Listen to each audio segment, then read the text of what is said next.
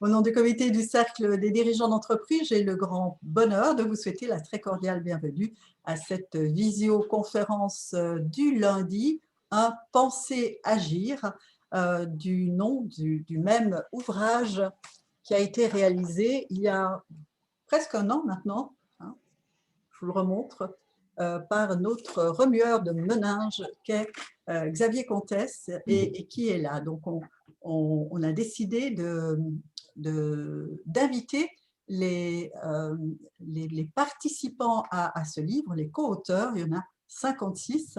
Donc on est ensemble pour une petite année de lundi. Alors, Nicolas Rosa, qu'on va entendre dans un tout petit instant, vient nous parler de l'intelligence artificielle en entreprise, avec un exemple de sa propre entreprise. Mais avant de lui donner la parole, Xavier, pourquoi avoir choisi Nicolas comme co-auteur des 56? Bon, d'abord, Nicolas fait partie de notre think tank depuis plusieurs années. C'est un élément important, d'abord parce qu'il a un très grand savoir-faire, vous allez voir, il connaît beaucoup de choses, mais aussi c'est quelqu'un d'extrêmement gentil. Et dans les groupes, il faut des gens qui soudent les autres, qui sont capables de faire passer les idées. Et ce qui est bien avec les idées, c'est que c'est beaucoup moins compétitif que l'argent. Parce que dès le moment où vous donnez une idée à quelqu'un, il peut s'en emparer gratuitement et en faire en fait ce qu'il veut. Voyez, et les idées, c'est un peu comme l'air. On ne demande jamais à personne si je peux prendre ton idée. On la prend. Et donc, on respire les idées dans un think tank. Vous voyez, c'est magnifique. Merci Xavier, je crois que tu es l'un vraiment des promoteurs de ce genre de partage depuis quelques années en Suisse, alors bravo. Je vous demande, une fois n'est pas coutume, avant d'inviter Nicolas Rosa à s'exprimer, d'ouvrir vos micros pour un bel applaudissement pour Xavier Comtesse, s'il vous plaît.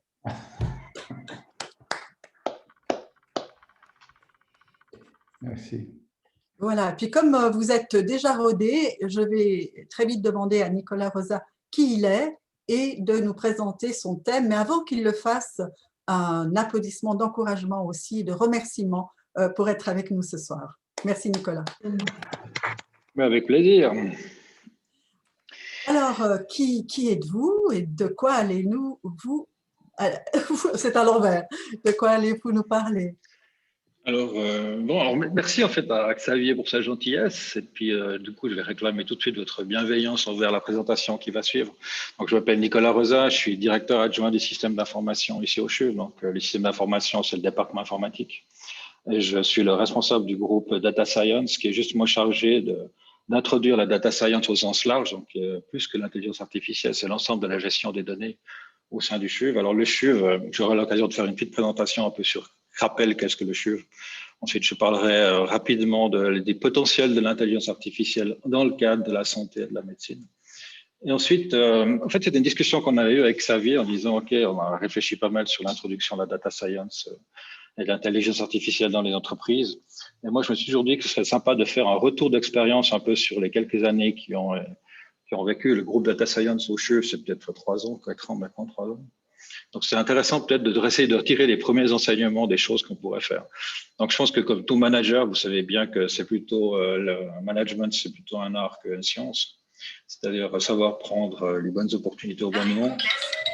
Et je pense qu'il n'y a pas dans la présentation qu'il va faire, c'est plutôt vous dire qu'en fait, on est entre nous, entre managers. Et puis, l'idée, c'est de profiter des expériences des autres, de savoir si elles sont réplicables telles quelles chez vous et dans vos entreprises. Ça, je pense que ce sera donc à vous de juger. Donc, je vous propose de me lancer dans la présentation. Alors, est-ce que si je partage mon écran, c'est peut-être celui-là. Alors, petit contrôle technique, est-ce que vous voyez mon écran? Très bien. C'est bon? Parfait. OK, donc voilà, en fait, la présentation commence. Donc, c'est introduire l'IA dans l'entreprise, exemple du CHUV. Donc, c'est mon exemple. On va voir si ça fonctionne. Donc, en fait, les 4 principes que je vais aborder, je pense qu'au début, il faut quand même avoir une certaine vision, c'est-à-dire, on sait qu'on veut aller. On ne sait pas trop comment ils vont y aller, mais il va falloir mettre une petite vision quand même sur ce qu'on veut faire. Ensuite, comme dans toutes les visions, il faut être opportuniste, c'est-à-dire les données sont partout, il y a plein de choses à faire en fait dans les entreprises. Alors je parle pour le CHUV qui est une grosse entreprise, on verra 2-3 chiffres après, mais l'idée c'est de lancer des premiers projets d'exploration, essayer quelque chose. Pardon, ça va être plus simple. En 3, je pense que ce qui est important, c'est que vous ne soyez pas seul, c'est-à-dire que vous développez une communauté. Je pense que les data, plus on les échange, plus elles prennent de la valeur. Donc, je pense que le 3e point que je retiendrai dans notre développement, c'était créer une communauté autour de la data. Et puis, 4e point, c'est une fois que vous avez lancé ceci, c'est pivoter vers le long terme et pivoter vers, disons, ce qui pourrait être quelque chose de plus sustainable sur le long terme. Donc, je vous propose de parcourir un peu ça. D'abord, juste quelques chiffres donc, pour rappeler quel CHUV, donc l'entreprise, notre centre hospitalier universitaire vaudois, je pense que dans la région, tout le monde le connaît. On est très, très fiers parce qu'on est dans le top 10 des hôpitaux internationaux. Donc, on joue un petit jeu entre Zurich et Genève, etc. Cette année, ce sera nous qui serons en tête. Vous voyez le sourire de notre directeur Philippe Eckert. Donc, c'est un des 5 hôpitaux universitaires. Pour donner un chiffre aux managers, donc en 2019, c'est 1,7 milliard de chiffre d'affaires, ce qui est en fait une très grosse entreprise du secteur des maniques. On a 1500 lits. En gros, quand vous avez des vendeurs de voitures, ils discutent de chevaux et du nombre de chevaux sous le capot. Les hospitaliers, eux, c'est le nombre de lits. Plus vous avez de lits, plus vous êtes gros. Donc, on a 1500 lits. On est des 5 plus grands hôpitaux de Suisse. Et vous avez 11 575 employés. Donc, vraiment, qui reprend l'ensemble des médecins, des infirmières, des systèmes logistiques, des informaticiens et autres. Donc, juste pour qu'on ait un ordre de grandeur, c'est une grosse entreprise quand même. Et elle a 3 missions de base: soigner, enseigner et rechercher. Donc, c'est à la fois le SCHU, donc vous avez U de universitaire, le H de hospitalier. C'est vraiment une entreprise qui se définit par ces 3 missions, qui sont le soin et tout ce qui est clinique, l'enseignement et la recherche. Alors, le groupe Data Science, il est très actif dans la partie recherche, mais on va voir qu'en fait, la Data Science, c'est pour tout le monde et c'est aussi au service du soin. Quelques mots un peu sur l'intelligence artificielle et la médecine, ou dans la santé en général. Là, c'est un graphique, c'est classique. On prend le mot intelligence artificielle, on va sur PubMed, qui est un moteur de recherche standard sur les articles en médecine. Et on voit qu'en fait, l'explosion sur le terme d'intelligence artificielle, c'est finalement des 3-4 dernières années, avec une montée progressive. Et je suis sûr qu'on pourrait le matcher sur les avancées qui se sont faites en machine learning. Donc ça, c'est intéressant. 2 aussi, il y a une série d'articles qui commencent à sortir, non seulement des articles, mais des livres complets sur le sujet. Là, Eric Topol, c'est vraiment un des, je dirais, maîtres à penser actuels, une des personnes qui est les plus influentes dans le domaine de l'intelligence artificielle. Et ce qui est intéressant, c'est que dans son dernier livre, au-delà de la vision d'avoir une médecine personnalisée et de précision qui se base sur, vous voyez, le petit individu à gauche, et puis on aimerait en prendre toutes sortes de données, c'est vraiment le big data, etc. On voit apparaître, si on prend le point 3, je m'excuse, je ne l'ai pas traduit, mais disons simplement qu'ils essaient aussi de remettre le patient au centre de ces problématiques. On a peut-être été très en avant dans la data science, mais maintenant il y a clairement un retour qui se fait en disant ouais, mais comment vous allez mettre le patient à l'intérieur du système? Et il reste évidemment les points 1 et 2 qui sont la partie big data et la partie data science. Donc on a beaucoup d'espoir en médecine sur tout ce qu'on pourrait faire. Je pense qu'il y a 2-3 utopies, mais il y a beaucoup d'espoir autour de la médecine. Et puis ça avance. Ça, c'est un extrait qui est prêt par un article. J'ai mis la référence en dessous, mais c'est le nombre de softwares qui ont été approuvés par les Américains, la FDA, en disant en intelligence artificielle, voilà ce qui se passe. Et donc, alors on voit qu'il y a toutes sortes de sociétés qui se lancent. Alors, ce qui est intéressant, c'est de voir que vous avez les grands trends sur l'oncologie et la radiologie et la cardiologie. Alors, au-delà du fait que l'oncologie et la cardiologie sont des 2 grands domaines sur lesquels les maladies principales de santé publique se trouvent, donc il y a une certaine corrélation entre pourquoi le faire, c'est-à-dire l'oncologie ou la cardiologie, c'est l'apparition de la radiologie où il se passe énormément de choses. Et ça, je pense, c'est vraiment un trend technologique, c'est-à-dire qu'en fait, c'est dans les images, c'est vraiment dans la reconnaissance d'images qu'il y a eu les premières avancées, les plus grandes avancées, avec les reconnaissances de glioblastome dans les yeux, ce genre de choses. Donc, on peut trouver des choses à l'intérieur des images et puis améliorer en fait la prédiction sur est-ce qu'une certaine image est en train de montrer aux spécialistes un cancer ou une tumeur. Donc là, on voit en fait sur ce genre de dessin, enfin de représentation, en fait 2 choses. D'abord, l'arrivée de tous ces systèmes qui arrivent et 2, en fait, leur remplacement par rapport à la médecine en général. Il y a d'autres articles qui apparaissent aussi, c'est aussi intéressant. Ça, c'est un article de Challen qui est assez récent, 2018. Et en fait, on voit aussi pour ceux qui sont intéressés sur l'arrivée de l'intelligence artificielle au sens des hôpitaux et de la santé. Donc, on voyait qu'on était sur les outils relativement simples, de risque, de calculateur de risque, etc. Et puis, en fait, plus le temps va passer, plus on va arriver sur des choses qui sont beaucoup plus compliquées, comme des ventilateurs autonomes ou de la personnalisation de remise de médicaments. Et ça devient vraiment de plus en plus touchy parce qu'en fait, vous vous rapprochez de la santé du patient. Mais en gros, on voit, en fait, ça c'est fait par des médecins, c'est ça qui est intéressant. C'est l'arrivée de ces genres de nouvelles disons, domaines sur lesquels l'intelligence artificielle pourrait travailler. Actuellement, je dirais, ce qui se passe dans les chiffres, c'est plutôt, on est, je dirais, terrain à terrain. C'est pas vraiment dans la projection de dire, je vais pouvoir, à partir de votre analyse génétique, vous dire exactement ce que vous allez être dans 5 ans. On est beaucoup plus dans de la médecine, je dirais, de précision. C'est-à-dire, OK, on peut avoir des informations, mais est-ce qu'actuellement, on ne pourrait pas avoir beaucoup plus d'informations simplement en utilisant des algorithmes de data science? Donc ça, c'est un exemple. Alors, je ne vais pas entrer dans le détail parce que voilà, c'est un séminaire de recherche qui a été donné récemment au CHU par le professeur Raphaël Gottardo. En fait, la question, et que c'est une vraie question de médecine personnalisée, c'est-à-dire que quand vous donnez certains traitements, en fait, les gens ne réagissent pas à la même chose. Le traitement, il est standardisé, il est donné en masse pour les gens, mais en fait, on peut faire mieux, on peut savoir en fait ce qui se passe au niveau des personnes qui réagissent ou pas. Et on a plusieurs exemples justement ça c'est des exemples qui montrent qu'en fait, on prépare des programmes et on essaie vraiment de disséquer à l'intérieur des cellules les caractéristiques cellulaires et puis qui permettent en fait d'estimer les réponses à des traitements dans ce cas-là immunitaires. Et là, on voit en fait, par exemple, typiquement ces algorithmes. Donc, dites-vous simplement que là derrière, on a vraiment de la data science pure, c'est-à-dire vraiment analyse de données massives, des données massives qui viennent des cellules. Et on essaie de les représenter de manière plus intéressante. Non pas il réagit pas, mais en fait, sur quel panel de phénotypes de cellules on peut réagir. Donc, beaucoup de choses dans la science, en santé et dans l'intelligence artificielle. Évidemment, des choses qui vont être dans le futur, qui sont des grosses avancées. Donc là, c'était par exemple l'annonce qui a été faite il n'y a pas très longtemps par DeepMind et qui prédit en fait de certaines formes de molécules. Donc évidemment, c'est très intéressant. Mais ça ne concerne pas vraiment un hôpital, mais c'est plutôt la partie pharmacologique.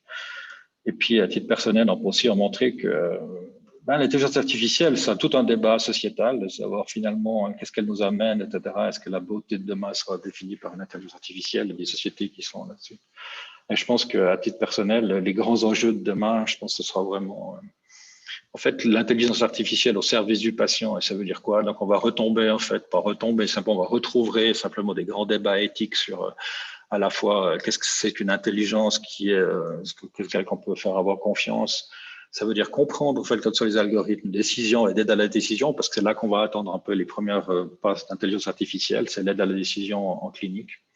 Et puis en fait, on va demander à ces programmes d'intelligence d'être en ce qu'ils appellent robustes, ce qui est intéressant, c'est-à-dire la capacité à, si vous changez les paramètres, en fait, la machine est robuste, c'est-à-dire qu'elle ne va pas simplement échanger.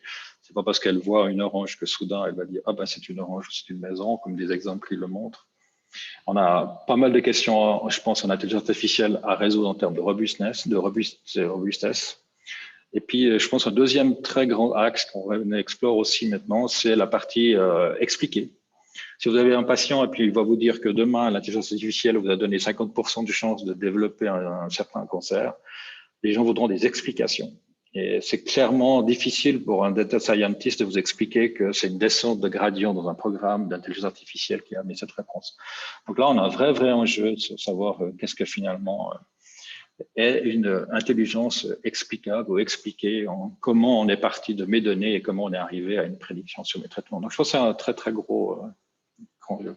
Pour revenir à ce que j'ai dit, je pense qu'il y a 4 points. Donc le premier, je pensais que c'est vraiment d'avoir une vision. C'est-à-dire, avant de vous lancer dans de dire, je vais faire de la data science ou je vais faire de l'intelligence artificielle, je pense quand même qu'il faut vous dire un peu où c'est qu'on veut aller. Qu'est-ce que vous allez finalement obtenir? Donc, il faut avoir une mission. Donc là, je pense que j'ai pris cet article-là qui est de Andrew Ng, qui est vraiment des fondateurs aussi de l'intelligence artificielle et qui disait commencer par avoir une mission, une vision, quelque chose. Je pense que pour le CHUV, en tout cas pour mon groupe, c'est clairement ce qu'on appelle la fairness. Alors, fairness, évidemment, il y a un jeu de mots, en fait, ici, assez voulu, je pense, par les auteurs de l'article, mais en fait, la fairness, c'était findable, accessible, interopérable et reusable. En fait, c'est les acronymes pour simplement trouver les données, mais c'est un data science qui est à la fois distribué et dans lequel les machines sont capables de lire les données qui sont distribuées. Donc, l'idée, c'est vraiment chaque entité du réseau expose un certain type de données et puis en fait, des machines seraient capables de les collecter et d'en faire quelque chose. Ça pose des vraies questions de sémantique, d'interopérabilité, ce genre de choses. Mais voilà, ce serait un peu la vision qu'on pourrait avoir, en tout cas pour mon groupe, c'est d'aller vers le data science distribué en disant on va faire quelque chose qui est de l'ordre, les machines peuvent attaquer de manière findable, c'est-à-dire trouver la donnée, la rendre accessible et interopérable pour qu'on soit plusieurs à travailler dessus. Et ça, c'est un vrai but. C'est pour ça que le CHUV va se lancer dans ce qu'on appelle le virage sémantique, parce que moi j'ai appelé le virage sémantique, puisqu'on sait dire non seulement il nous faut des datas, mais il faut qu'on les labellise, qu'on leur donne une sémantique, qu'on leur demande. Le corps humain est très complexe et là on va avoir besoin vraiment de faire un virage sémantique. Donc ça c'est la prochaine chose qui va arriver. On a parlé beaucoup des algorithmes, je pense qu'on pourra aussi revenir beaucoup sur les datas, sur leur sémantique et ce qu'il faut faire. Et donc là il y a quelque chose pour le CHUV qui est de l'ordre de la vision, de disant on va faire un virage sémantique. Des fois, ça peut être aussi simplement une vision concrète en disant, OK, voilà, j'ai une communauté de chercheurs ici au sein du CHUV. Et puis, quels sont les outils de demain qu'on va leur donner dans leur métier, etc. Et donc, on fait un gros travail ici au CHUV sur la partie data management, accessibilité aux données, sémantique, etc. On ne va pas rentrer dans tous les détails, mais en fait, il y a pas mal d'applications qui soutiennent l'innovation d'utilisation, de réutilisation de la donnée de manière à produire des articles et de la connaissance dans le domaine médical. Deuxième principe que j'avais dit, c'était de saisir les opportunités. J'ai beaucoup aimé la présentation qui avait été faite avec Xavier avait organisé là, sur l'Invincible Company, qui a été faite par le professeur Yves Pigneur, en fait, qui avait présenté. Le bouquin il a été fait par Osterwalder. Moi, je retiens aussi cette partie un peu d'innovation en disant, au début, vous devez vous projeter un peu dans l'innovation. Et qu'est-ce que ça veut dire? Et on voit qu'en fait, c'est un Salmigondi, mais il faut explorer. En fait, si ça, regardez, pour explorer, professeur Pigneur propose un canevas qui est très explicatif, qui est très sympa. Moi, je pense que c'est un très bon livre.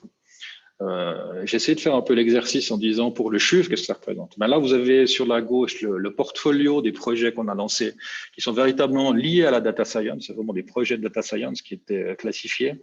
Donc, la démarche a été de trouver des idées, d'aller voir les gens, de passer ça au crible. Est-ce que vous avez les data? Est-ce qu'elles sont utilisables? Est-ce que ça a du sens? Est-ce que ça peut être utile pour l'entreprise? Combien ça va coûter? Est-ce réalisable? Vous avez toute une liste de critères qui sont finalement du assez bon sens pour les managers qui lancent des projets. Et je pense intéressant qu'on pourrait faire ce jeu-là, de dire, OK, ici, vous avez une vraie liste, ça c'est la vraiment liste du CHUV, en disant, voilà, on peut prendre les flux de patients en charge, les représentations. Intéressant de voir que la représentation graphique des flux et des patients, c'est important. Il y a toute la partie de décision médicale et de soins, prédiction de comment prendre une décision, quelles sont les informations que j'ai besoin pour prendre ma décision. Il y a beaucoup sur les textes. Le CHUV, l'hôpital en général est très avide de textes. On a beaucoup de textes, mais les textes sont un format qui est riche, très riche. Mais les machines savent très peu les lire actuellement. Quoi qu'on voit qu'il y a des progrès absolument vertigineux dans ces problèmes-là, mais disons, les synthèses automatiques, c'est vraiment un grand axe. Et tout ce qui est sécurité et qualité, c'est aussi des endroits où on aimerait travailler là-dessus. La sécurité, ça peut être la sécurité par rapport à la recherche, puisqu'en fait, quand vous acceptez que vos données soient utilisées à des fins de recherche, il faut que ces données soient absolument privées et ça génère pas mal de travail pour les informaticiens et puis pour les gens de la sécurité. Mais l'idée, c'est qu'en fait, vous avez votre portfolio et je pense qu'on peut très bien le mapper dans le cadre à Yves Pigneur. Mais ce que je retiens ici, c'est au-delà de la carte, c'est vraiment cette idée de dire que vous avez probablement dans votre entreprise des tonnes d'exemples. Et je pense qu'il faut en faire la carte, il faut vraiment essayer de les repérer, aller voir les gens, trouver ça et dire finalement, les métiers, qu'est-ce que vous avez besoin. Une fois que vous avez ça, vous faites ces classiques de portfolio management, vous distribuez vos projets, puis vous dites OK, fort, faible, etc., puis vous en retenez. Finalement, le CHUV, là, c'est les 5 derniers qu'on a retenus. Je ne vais pas aller dans le détail de ces 5 projets, mais disons, globalement, les 2 premiers sont tout le temps au travail des textes. C'est vraiment les extractions de données à partir des textes. Je trouve que celui-là, qui est par exemple le CAM AD, AD, c'est pour Anomaly Detection. C'est-à-dire, en fait, là, je fais un point particulier. Au CHUV, quand vous faites n'importe quel hôpital, en fait, quand vous avez un séjour hospitalier, la facturation va être faite à partir de la lecture de la lettre de sortie, qui est le document en fait que le médecin remet pour le prochain médecin. ou être médecin personnel. Et là-dedans, vous avez plein d'informations sur ce qui a été fait, votre diagnostic, etc. À partir de ces diagnostics, on est capable d'organiser une facturation. Et ça, c'est un acte qui est très, très codifié. CAM, en fait, c'est le centre des archives médicales, c'est l'unité du CHUV qui s'occupe de faire tout ce travail.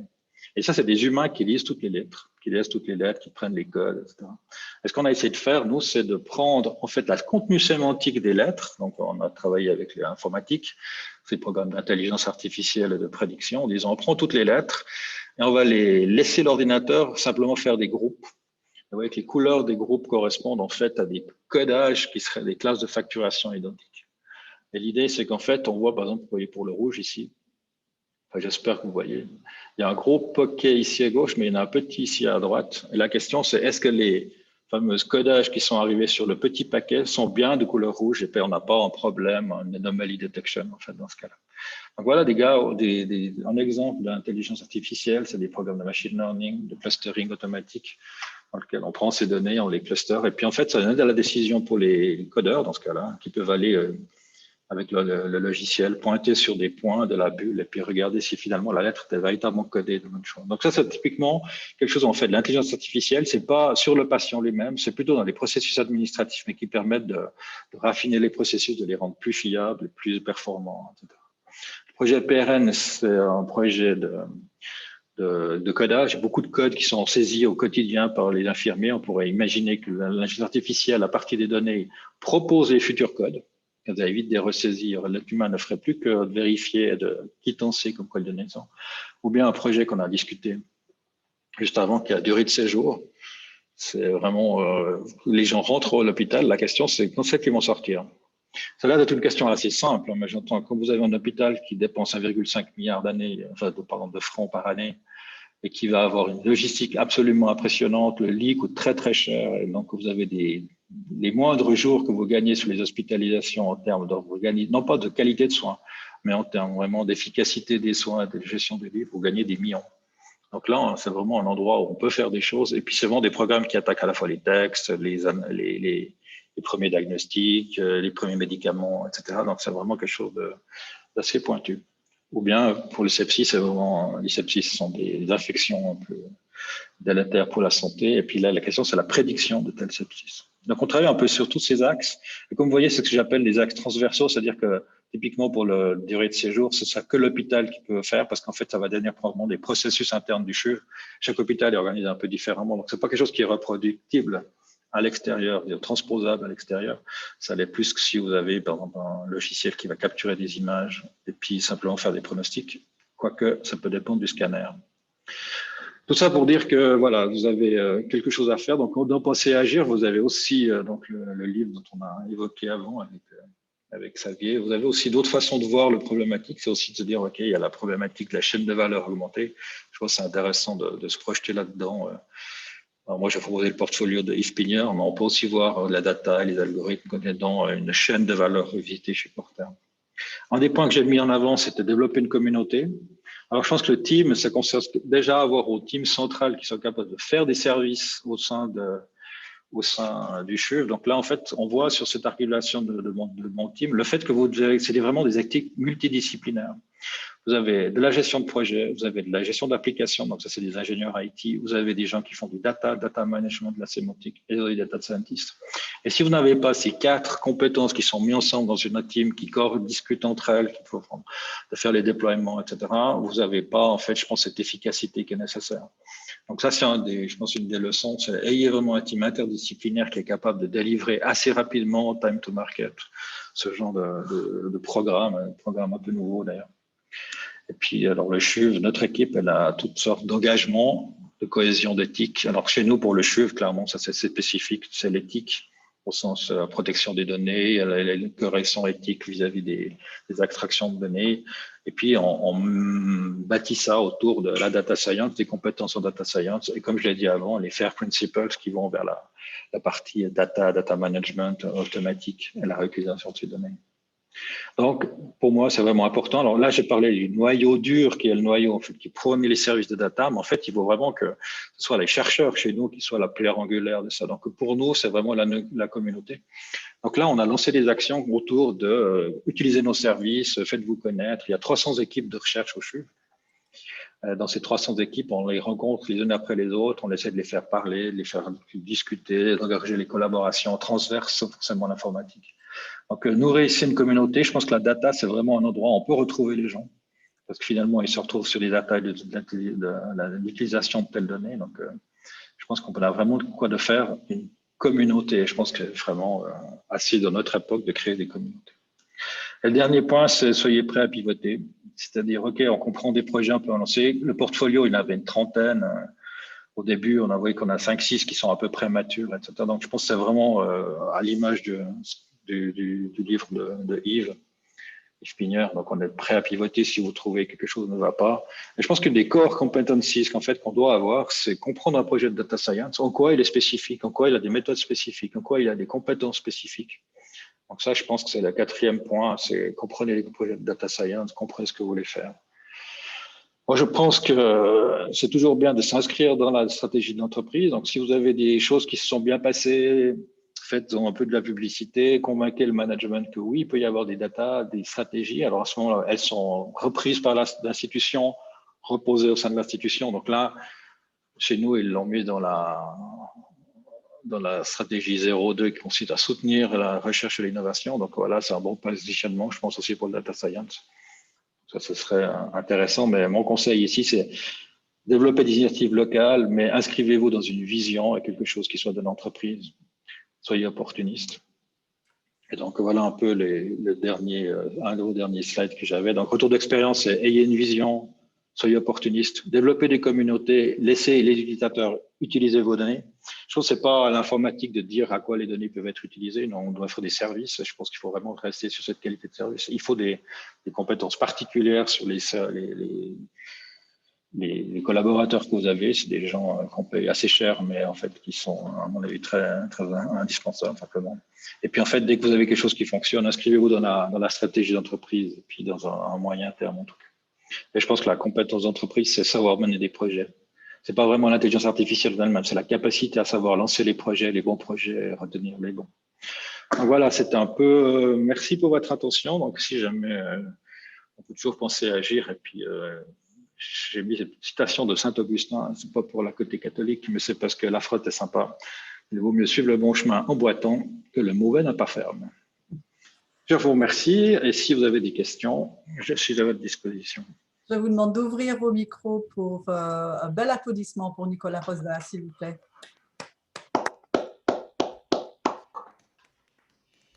On va reprendre l'ordinateur. Voilà, ça se fait. Applaudissements d'autant plus mérités parce que j'ai l'impression d'avoir presque tout compris. Alors, on va continuer peut-être avec les questions et les échanges. Alors, Étienne Dufour était impatient de prendre la parole et surtout de partager une image.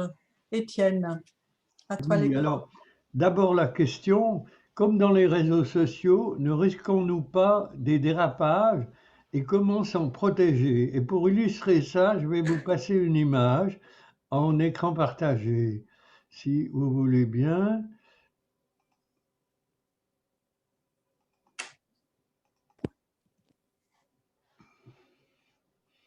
Voilà, ça me semble très parlant. Vous voyez sur vos écrans? Oui, très bien. Oui. Très bien, merci pour le brin d'humour. Nicolas Rosa, qu'est-ce qui peut se passer? Voilà. Alors on va lancer un débat. Disons. Effectivement, alors je connais bien le CHUV et je connais bien l'hôpital, etc. Les questions sur les projections que pourrait faire l'intelligence artificielle demain ou après-demain sont évidemment très, très intéressantes et de mon point de vue assez spéculatives quand je compare à mon quotidien. C'est-à-dire que mon quotidien, pour l'instant, c'est vraiment les datas. C'est quelque chose de… Je pense que 80% de mon équipe, ce qu'elle fait, c'est les doigts dans la boue et puis c'est travailler les datas, c'est comprendre les datas, d'où c'est qu'elles viennent, etc. Les datas sont toujours des traces de vos processus, elles ne représentent rien en elles-mêmes, elles sont des traces de processus. Et on passe un temps considérable à traiter les datas. D'ailleurs, sur mon équipe, en fait, vous voyez que les 3/4 sont là pour les datas.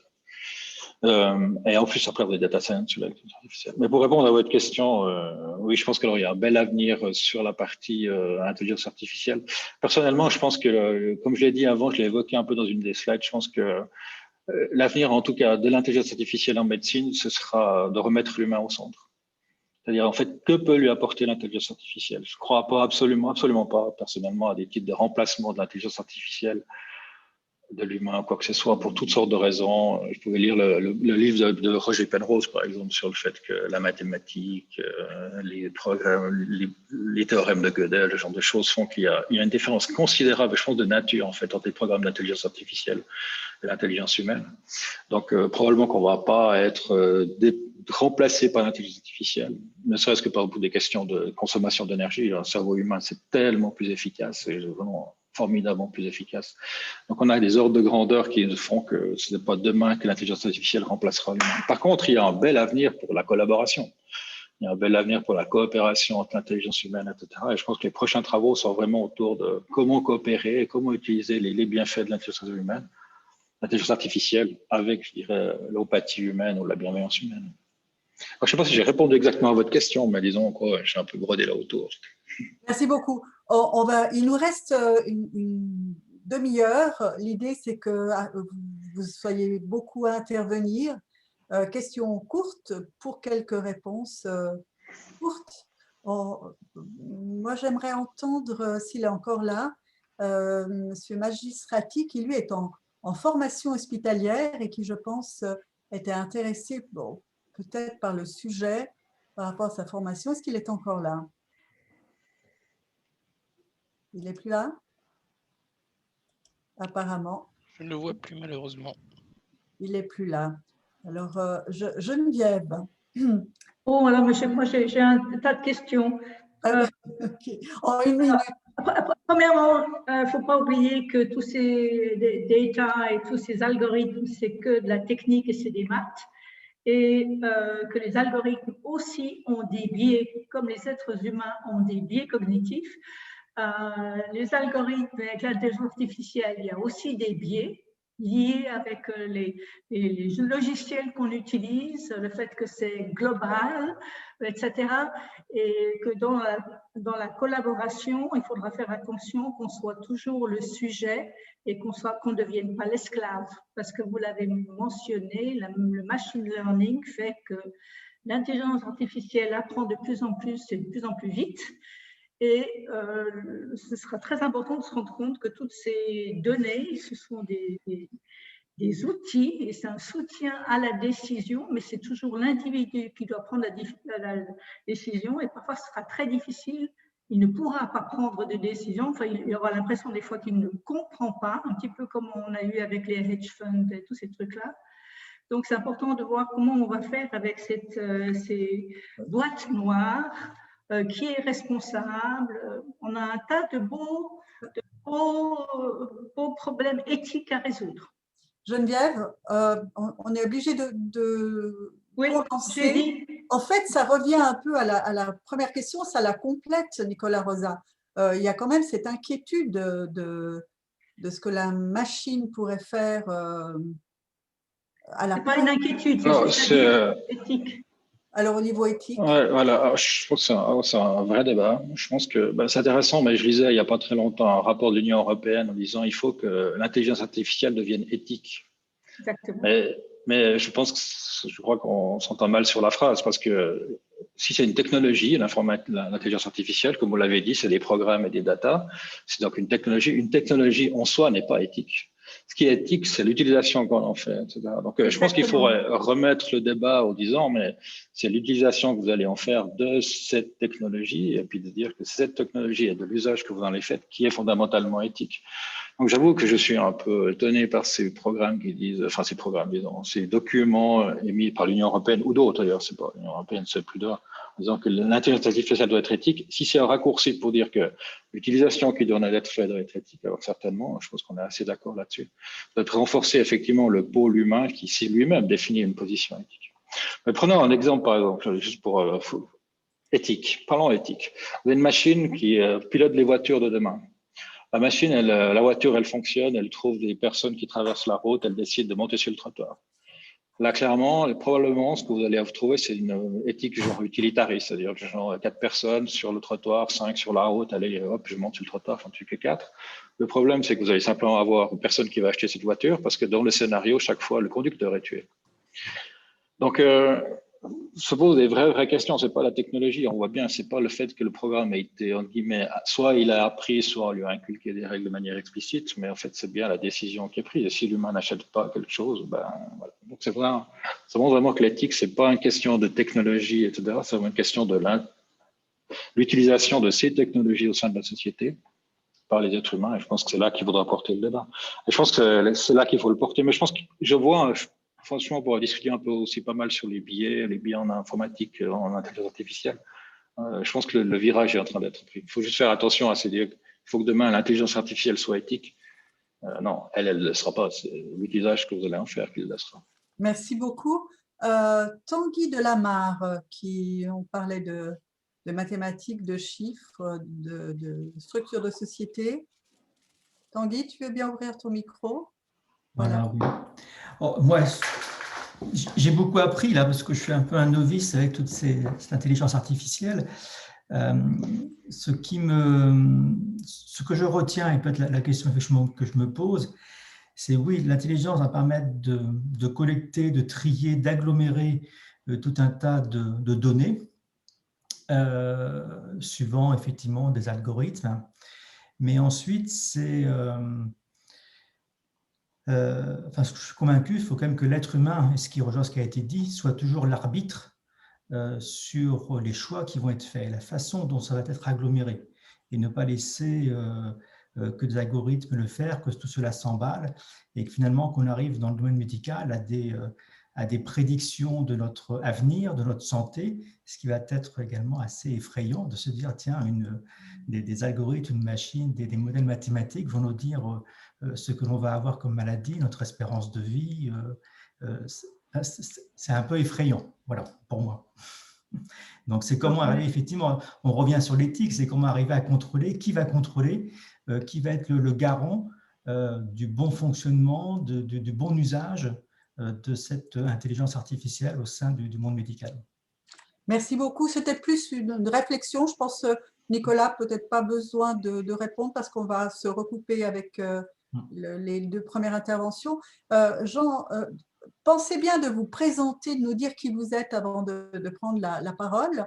Alors, il y a une question qui me paraît intéressante de Jean-Michel. Oui, je voudrais juste intervenir parce que ça me fait peut-être une réflexion là-dessus. Okay. Parce que je vais peut-être aller en contre-pied. Si par hasard, actuellement, vous voulez un conseil génétique, vous allez, la loi, elle encadre, la loi suisse, il y a une loi sur les conseils génétiques qui encadre très précisément la manière dont un conseil génétique doit être fait. Mais est-ce que quelqu'un est capable de m'expliquer exactement la relation que vous faites entre un gène et le déclenchement d'une certaine maladie? Dans l'état de nos connaissances actuelles, c'est non. Vous avez certainement un corpus de sciences, etc., mais il n'y a jamais personne, je pense, sur Terre qui vous explique exactement comment va se passer le fait que vous aviez le gène BRCA1 et qu'à la fin, madame va développer un cancer du sein avec une probabilité de 0,5, 0,7, etc. Il y a quand même un parallèle assez important à se faire en disant, OK, pourquoi on accepte en fait qu'un médecin simplement vous donne sur la base de certains types de connaissances et qu'une probabilité calculée, on ne sait pas trop comment, et puis vous allez prendre une décision plus informée sur quelque chose qui peut être relativement grave comme l'ablation d'un sein pour certaines thérapies. Et puis, ce qu'on fait comme l'intelligence artificielle en disant, oui, mais alors si l'intelligence artificielle, elle nous dit qu'il faut faire l'ablation du sein, on va la croire. Non, on ne va pas la croire parce que c'est l'intelligence artificielle. Je pense qu'il y a, sur l'explicabilité, sur la capacité à comprendre ce qu'on est une décision, entre guillemets, informée, je pense qu'il y a gros travail à faire. Alors, est-ce que c'est de l'éthique? Je ne sais pas. C'est plutôt, à mon avis, de l'épistémologie. Mais il y a un gros travail à faire là-dessus. Donc, ça, c'était une remarque pour prendre le contre-pied, disons, la défense de l'intelligence artificielle dans ce cas-là. Tout à fait. Peut-être une question sur un temps, une période. Est-ce que, Nicolas Rosa, vous avez l'impression qu'il y a une accélération quand même de ce qui se passe depuis, je sais pas, 1-2 années, ces 2-3 dernières années même, hein. Est-ce qu'il y a une accélération, une excellent. volonté de le faire, De faire quoi? d'aller vers un plus, d'utiliser davantage l'intelligence artificielle encore et encore?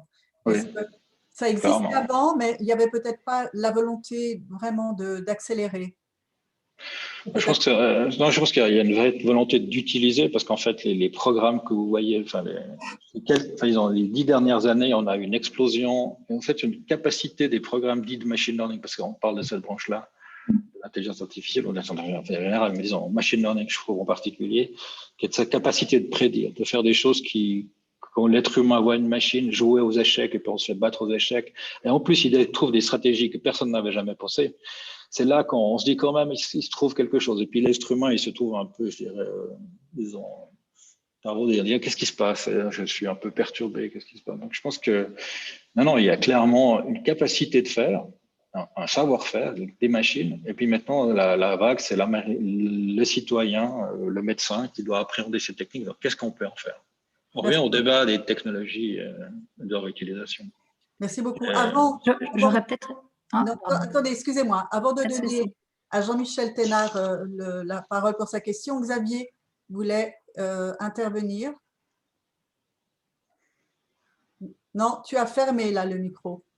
Vous vous souvenez, on avait donné cette loi de Moore pour regarder comment les processeurs informatiques évoluaient. Alors maintenant, l'université de Stanford a fait la même loi de Moore pour les capacités de l'IA. Eh bien, figurez-vous, ça double tous les 3 mois et demi. Juste pour vous dire, c'est absolument exponentiel. Affolant. Affolant, affolant comment? Ah ben, une exponentielle quand vous avez un facteur qui double tous les 3 mois et demi, c'est affolant. C'est affolant. C'est-à-dire, en une année, vous avez 4 fois plus de capacité. En 2 ans, vous avez 8 fois. En 4, vous voyez, ça gicle. C'est ça la réalité. Ok. Merci beaucoup. Jean-Michel Thénard, pensez bien de vous présenter avant de poser votre question. Oui, Jean-Michel Thénard, je suis côté français, ancien physicien, mais retraité. Et j'ai monté une petite boîte aussi. Je voulais revenir d'abord un très très bon exposé parce qu'on ne s'est pas enterré dans les questions de deep learning pour essayer de comprendre, ou clairement c'est un peu difficile. Et vous avez vraiment pris de la hauteur, j'ai vraiment beaucoup apprécié. Ma question, c'est plutôt, vous avez beaucoup assisté, et je trouve ça assez original, sur la communauté nécessaire, le partage des données. D'abord, vous êtes devenu un peu un nouveau directeur des ressources humaines. Si je comprends bien, vous êtes chargé de faire collaborer tous les services de l'hôpital entre eux. C'est nouveau pour un service informatique. Et donc, comment ça, cette nécessité de collaborer, entre en contradiction totale avec ce que fait Google ou Facebook, qui lui verrouille absolument et se réserve toutes les données? Tu as parfaitement raison. Effectivement, je pense que mais ça dépend des comportements des acteurs. C'est-à-dire, l'acteur Google, il vit en fait sur ces capacités qu'il a, par exemple, dans son algorithme, et puis il va vivre de ça et des données. Et je pense, si je prends dans la situation du CHUV, comme je dis, le groupe Data Science, c'est un groupe qui s'inscrit dans la dimension, l'axe de recherche de l'universitaire, où franchement, le seul moyen de tirer de la valeur des données, c'est de les partager. C'est une condition sine qua non d'avoir des données. On connaît des groupes de recherche, je dois être physicien, vous voyez un peu ce que je veux dire, des groupes de recherche qui ne partagent pas leurs données, etc. C'est vraiment quelque chose qu'on essaie de lutter un maximum en disant non, ce n'est pas vos données à vous qui vous appartiennent. D'abord, elles appartiennent aux patients probablement. Mais en gros, elles ne seront de valeur que si vous arrivez à les partager. On a pas mal de problèmes déjà en science. On voit qu'il y a des tonnes d'articles qui sont produits. On n'est pas sûr de voir la fameuse reproductibilité des données, etc. Donc, je pense vraiment qu'un des points fondamentaux, c'est l'utilisation des données, et donc leur réutilisation, et donc la communauté. Alors après, c'est des communautés humaines, donc tout est possible. Non? Mais si un de vos laboratoires a été attiré par Google ou que Google le démarche et joue pas le jeu, qu'est-ce que vous faites? Alors, à titre personnel, en tant que directeur des systèmes d'information, si je l'apprends, ben, soit je vais regarder du côté du comité éthique, un système de sécurité, responsable de la sécurité. On a pas mal d'organes qui s'occupent de surveiller quels sont l'usage qui est fait des données, etc. Généralement, tous les contrats, le moins de contrats que fait le CHUV, alors je parle du CHUV, le moins de contrats du CHUV passe par les organes compétents des légaux, les affaires juridiques et autres. Donc, je n'ai pas beaucoup de problèmes par rapport à ça. Mais c'est vrai que ça nous pose un problème, par exemple, de l'autre sens, c'est-à-dire Amazon, par exemple, fournit des capacités de calcul et de stockage qui sont juste très intéressantes pour nous. Et clairement, pour l'instant, aucun hôpital suisse ne donnera ces données à des Amazon pour des questions légales. Donc, je pense l'hôpital est c'était très longtemps, en fait, 1948-50, depuis les premières lois sur la recherche sur l'être humain. L'hôpital est très conscient des données et puis du fait qu'il faut les protéger et puis quel usage on doit en faire. Donc là, je suis pas trop, disons, je suis assez confiant sur cette partie-là. Merci beaucoup. Pour changer un peu de secteur, est-ce que finalement l'intelligence artificielle peut être utilisée partout? Osman Barbir, dans ton domaine, est-ce que tu as pensé à l'utilisation de l'IA ou non? Si j'ai bien compris. Peut-être présente-toi en 10 secondes. Je n'ai pas entendu. Peut-être dis-nous qui tu es, dans quel secteur? Donc, oui, pardon, je ne me suis pas représenté. On est dans les émissions de cartes de crédit et du paiement. Donc d'ailleurs, merci pour cette présentation. Donc, effectivement, moi, si je comprends bien, c'est l'ancêtre de l'intelligence artificielle, et ça reste, c'est les algorithmes.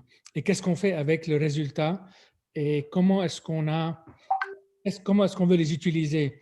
Et c'est vrai que nous, dans notre domaine, même si on regarde le domaine de la gestion de fortune, ça fait des années et des années que l'algorithme joue un rôle qui est très important. Mais je vois aujourd'hui que ça se démocratise de plus en plus.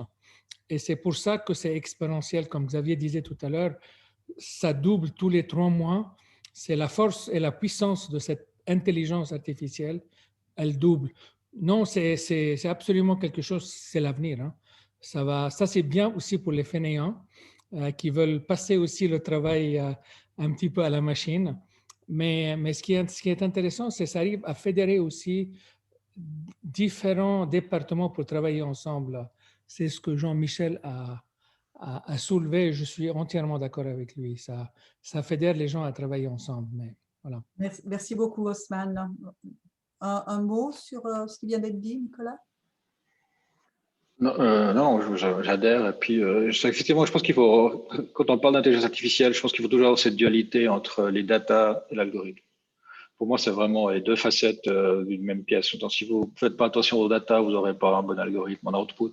Vous avez le meilleur des algorithmes, ça n'ira pas. Si vous avez des très bonnes data, mais un algorithme faible, ben, vous n'aurez rien de quoi. Les deux sont complètement liés dans l'intelligence artificielle, dans le machine learning, etc. Il y a plusieurs problèmes. C'est vraiment les data et l'algorithme. Et c'est les deux qui sont ensemble. Les Américains, ils ont un proverbe, ils disent garbage in, garbage out. Voilà, donc ça c'est pour les data. Merci beaucoup. Stéphanie Pérou, est-ce que vous êtes encore là? Je crois que vous vouliez intervenir. Non. Oui, je suis encore là. Oui. Bonjour. Vous n'arrivez pas à mettre votre visio? Malheureusement pas, non, je suis navrée. Ok. Mais vous arrivez à m'entendre? Très bien. Oui. D'accord. Très bien. Donc, oui, alors Stéphanie Pérou, je suis responsable du Hub PME. Donc, le Hub PME, c'est en fait un pont entre les entreprises du tissu économique et les autres écoles du canton de Fribourg. Donc, que ce soit l'ingénierie, la santé, le travail social ou encore la gestion. Peut-être pour rebondir sur ce qui se passe actuellement au CHUV, notamment avec des projets d'intelligence artificielle. Donc aujourd'hui, comme vous dites, vous avez 300 départements, donc peut-être que l'information n'est pas remontée jusque-là, mais on travaille actuellement sur un projet avec le CHUV, avec le département en fait, de dermatologie. Et puis, pour donner peut-être un exemple concret, c'est vrai qu'on parle beaucoup de la technologie, de l'intelligence artificielle, mais finalement, ce qui pour moi, du moins, est le plus parlant, c'est d'avoir des exemples concrets d'utilisation tous les jours.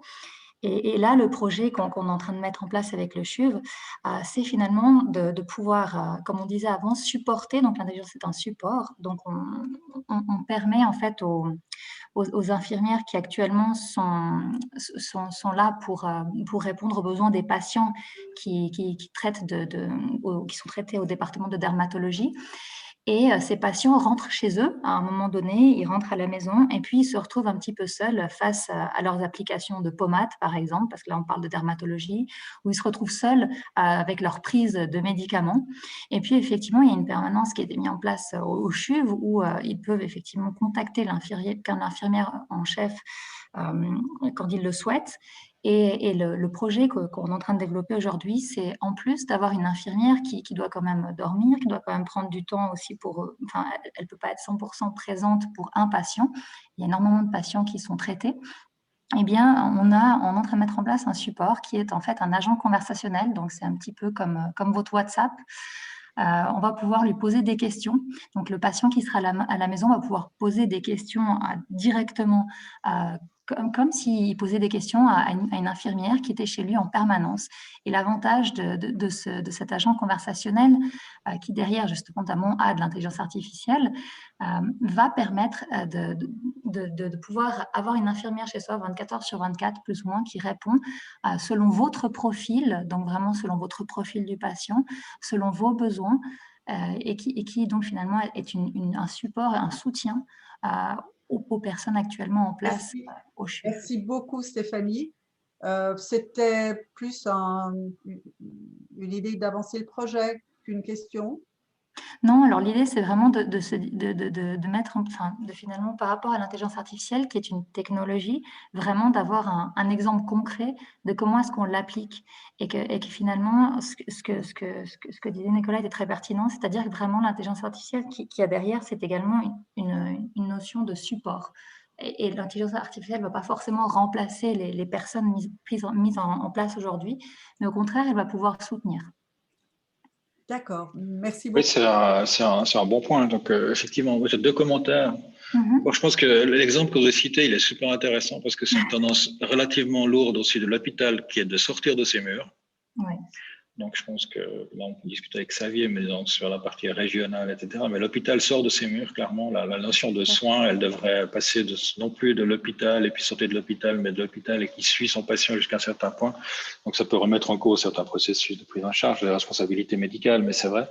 Et puis, deuxième point, je pense que l'intelligence artificielle, elle est partout. Là, j'ai donné juste des exemples qui sont, en guillemets, pour moi, je considère la mission de mon groupe qui est transversale à l'institution, c'est faire ce qu'aucune société externe ne va faire. Le CHU, en fait, consomme énormément d'intelligence artificielle. On a des robots qui se promènent maintenant dans nos couloirs et puis qui amènent de A à B certains points. Il y a des agents conversationnels développés pour la dermatologie, etc. On a des programmes d'alignement sur des prises en charge par des radiographies de poumons préventives avant des strokes. Il y a énormément de choses qui peuvent être faites. Donc, l'hôpital absorbe énormément d'intelligence artificielle. Mon point ici, c'était vraiment sur l'intelligence artificielle dans l'entreprise, c'est-à-dire au service de l'entreprise pour des choses où personne d'autre va le faire. Il n'y a pas un seul Google qui va me dire comment vous allez faire pour améliorer votre parcours patient à l'intérieur. Donc, c'était ça un peu le point. Mais votre exemple était pertinent. Alors, la deuxième partie du projet, effectivement, sera efficiente pour le CHUV notamment, c'est-à-dire que du moment qu'on aura pu donc appliquer cet agent conversationnel, l'idée notamment est derrière, bien évidemment, de monitorer ce qui s'est passé et donc, en fait, l'efficacité sur le traitement des patients à la maison. Et donc, ça relève notamment d'une collecte de données et de pouvoir finalement analyser l'efficacité ou non sur le traitement des patients. Donc, ça revient à effectivement collecter de la data à l'interne de l'entreprise. Merci beaucoup. J'aurais souhaité peut-être que les personnes qui sont encore là puissent en 30 secondes s'exprimer ou non, si elles ne le désirent pas. Bérangère Wild, vous êtes tout à fait dans un autre domaine, me semble-t-il, et pourtant l'intelligence artificielle vous intéresse. Oui, bonsoir. En effet, bon, pour l'instant, moi, je suis très intéressée. J'étais surtout dans le côté finance et immobilier. Et puis, c'est vraiment le côté technologie et avancée qui m'intéresse. Justement, aussi intéressée pour tout ce qui est blockchain et la révolution numérique qui avance à grands pas. Et c'était dans l'idée me remettre un peu sur voir ce qui se passe, parce que ça va très, très, très vite. Voilà, c'est très intéressant par rapport à l'hôpital, vraiment. Merci beaucoup, Bérangère. Frédéric Despont, qu'on voit apparaître, donc j'imagine qu'il avait envie de poser une question tout à fait dans le domaine. Alors, bonsoir. Non, en fait, j'ai pas vraiment de questions, mais je me suis dit que c'était quand même mieux jouer le jeu que de montrer quand même ma vidéo, parce qu'avant, j'étais pas en mesure de le faire, mais je suis arrivé à bon port, donc j'ai dévoilé. Il ne reste plus beaucoup de temps, donc vraiment 30 secondes les uns les autres. Alors, je dirais juste que merci parce que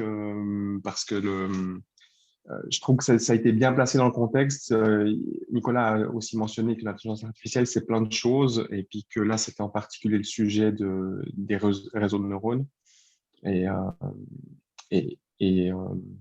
donc, le débat philosophique sur le danger de l'intelligence artificielle, il est vaste, mais il ne faut pas le mettre trop philosophique à toutes les sauces, parce que je pense qu'il y a des cas d'utilisation comme à l'hôpital, ce qu'il a montré, qui sont très pragmatiques et encore très loin d'un quelconque danger pour l'humanité. Je dis ça parce que je suis moi-même dans l'informatique. Voilà. Oui, peut-être commencez toujours par là, présentez-vous, et puis après, posez ou pas votre question. Magali Orsini. Bon, écoutez, merci beaucoup. Je suis très admirative, je m'instruis, mais je n'ai pas de questions particulières. Merci beaucoup. Karima lève la main, ça sera… qui aimerait… Oui. Oui, on ne va pas pouvoir prendre tout le monde. Ragana, je suis navrée. Karima? Oui, bonjour, bonjour à tous. Je vais juste me présenter en 2 minutes. Donc, je suis directrice de la société SES Droits des patients. On est souvent sollicité par les patients, donc en cas de suspicion d'erreur médicale. Donc, je voulais déjà vous dire un grand merci pour cette séance. Vous aviez parlé de vision. Donc, moi, j'avais une question précise. Est-ce que vous pensez que l'intelligence artificielle pourra nous aider à déterminer si la prise en charge des patients a bien été faite selon les règles de l'art? Est-ce que les protocoles ont bien été respectés? Question de responsabilité, est-ce que ça peut nous faire gagner du temps? Et notamment quand on voit l'apparition des robots aussi, maintenant voilà, qui commencent à arriver à grands pas, qui commencent à faire le tri des patients aux urgences. Ça fait un petit peu peur aux patients. Et quel est le risque d'erreur avec l'intelligence artificielle quand on est face à tous ces problèmes et trouver le juste milieu entre l'humain et puis l'informatique? Enfin voilà, c'est vraiment beaucoup de questions que l'on se pose. Et est-ce que grâce à l'intelligence artificielle, nous allons pouvoir gagner beaucoup de temps justement voilà, par rapport à toutes ces problématiques-là? Merci beaucoup. Je crois que nous arrivons au terme de cette heure très, très remplie, très dense. Nicolas Rosa, peut-être ces dernières questions pour une conclusion? Enfin, si conclusion… conclusion, je pense que justement, je crois qu'il n'y a pas de conclusion. En fait, on voit bien que le débat il continue, etc. Je pense que chaque entreprise, ce sera intéressant de voir comment elle avance, que la numérisation, la digitalisation et puis, disons, l'avatar de l'intelligence artificielle actuelle. Clairement, ça va changer les sociétés, ça va changer les entreprises. Donc, je pense on a de la chance finalement d'être à cette année-là où on aura vu l'Internet et l'arrivée de l'intelligence artificielle. Donc, on a de la chance en fait. C'était une jolie conclusion. Je vous demande de nouveau d'ouvrir vos micros pour un très, très chaleureux applaudissement. Merci beaucoup, Nicolas Rosa. Merci à vous. Voilà, nous sommes au terme de cette visioconférence. On va arrêter l'enregistrement. Merci, Julien. Et comme vous êtes déjà entraîné, merci.